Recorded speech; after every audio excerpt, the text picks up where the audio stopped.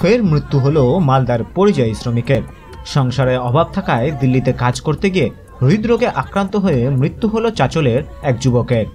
মৃত শ্রমিকের নাম মনতোষ দাস, বাড়ি চাঁচল 2 ব্লকের গদচন্দ্রপাড়া গ্রাম পঞ্চায়েতের যদুপুর গ্রামে।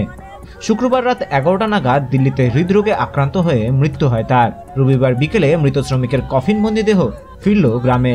তার অকাল মৃত্যুতে পরিবারের পাশাপাশি এলাকায় নেমে এসেছে শোকের ছায়া।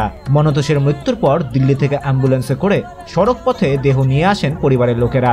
অ্যাম্বুলেন্সের ভাড়া বাবদ 40,000 টাকা চাঁদা তুলে মেটান গ্রামবাসীরাই।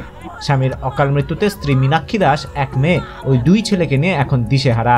চন্দ্রপাড়া গ্রাম পঞ্চায়েতের প্রধান ছবি সরকার পরিবারের পাশে থাকার আশ্বাস দিয়েছেন। শামসি থেকে মুর্তুজ আলমের রিপোর্ট, উত্তরবঙ্গ সংবাদ।